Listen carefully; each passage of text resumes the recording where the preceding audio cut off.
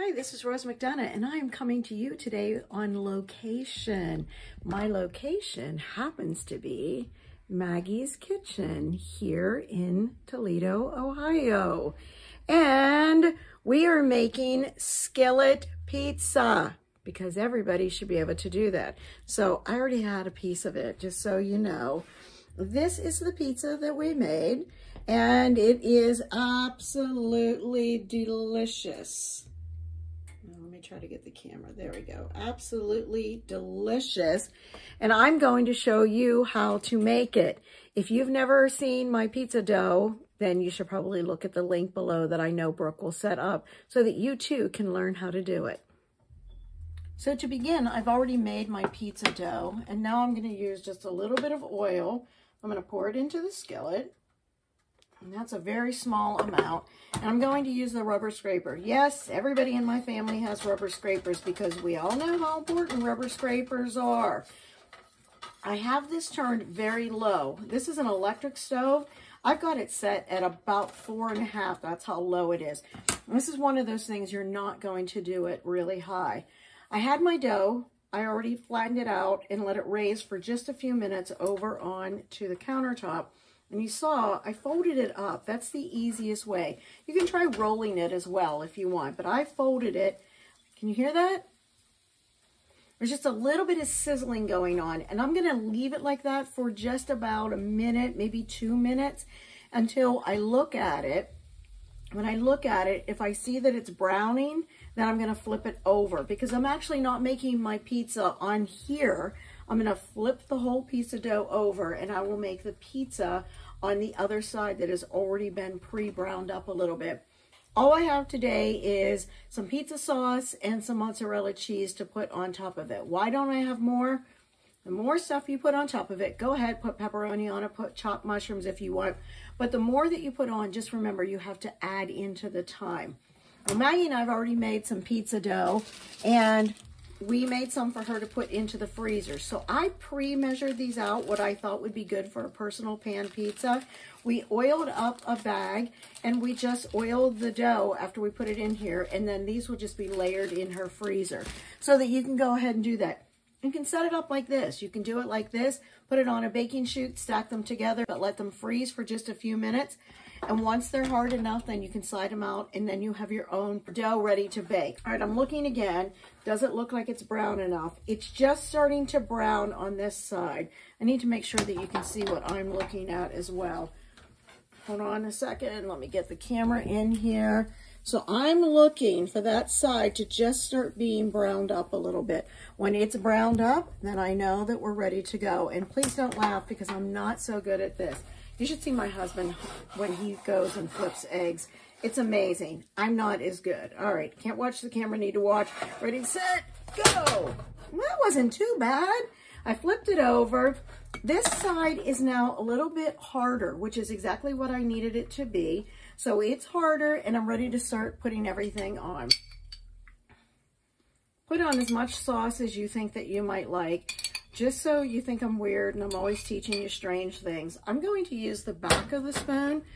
You can use a rubber scraper for this as well, but if you don't have one and you're using it for something else, this is the easiest thing. Just use the back of the spoon to help spread this out. It's nicely done. And then you're going to want to cheese it up. The bottom is still cooking. Don't worry. Oh my gosh, I have to be so fast. You don't have to be that fast. It's fine.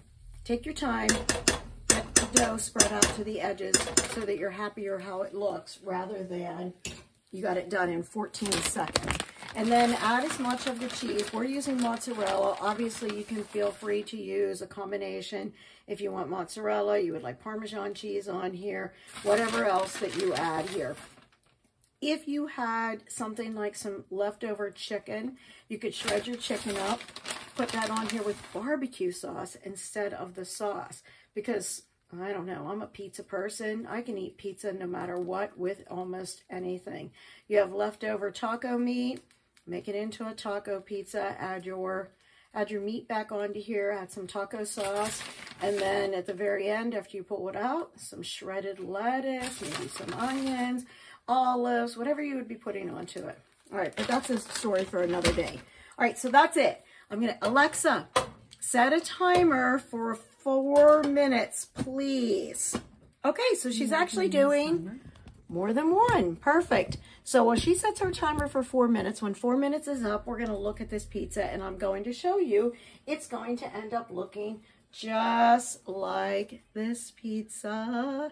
But this one, since I'm filming and I'm going to turn this off so you don't have to watch 4 minutes of doing nothing, I'm going to let Maggie go ahead and eat this. Alexa just went off, and so it's time to come over and check and see what's happening here. So if you can see, there's some condensation on the lid because it was steaming some. I'm going to put that aside, and I'm going to come over here. I expect it to be brown, not burnt. Ta-da! That's what I expected it to be, brown, not burnt. So this is perfect. My cheese is melted on top. It looks pretty good. You can definitely feel the heat coming through. So that's perfect. That's exactly what I wanted it to be. So I've turned that off. I would like mine to be hot when I eat it, so I'm going to wait just a second because it's that time. I even brought names with me when I came to Toledo this weekend. So here we are. I'm using Maggie's little shot glass. Look how cute it is. It has an elephant on it. She loves elephants. All right, so let me see. Who am I pulling out here? Scout 838, who is a subscriber. Thank you, Scout 838, for being a subscriber. And the next one is Anthony Watson, who is also a subscriber. Thank you for subscribing. For the rest of you, please like, please make comments. Please know that I did this one again, not for my Maggie, but for Maggie Harden, who had asked that I show some dishes that you can do, one skillet that they can do in a dorm room or in a dorm kitchen, one of those kind of things. If you had an electric skillet, you could do this with an electric skillet as well. See my recipe. It makes it a whole lot easier if you use my nice soft recipe. Cheese, it's all you need. Cheese, pepperoni, sauce, whatever it is that you want. And about, after you make the dough, which really, I don't know how long it took me to make the dough. I made a lot of it. And so it probably took me about 15 minutes to make all the dough that I made. But if you already have the dough, or even if you use one of those pre-mixed packages and mix it up, that'll take you maybe 4 minutes to make, plus another, I don't know, whatever it was, 10 minutes total with everything, because you're going to put it out, heat up the pan. Simple, very simple. You've got dinner in 20 minutes. Thanks. Have a great day. We'll see you soon.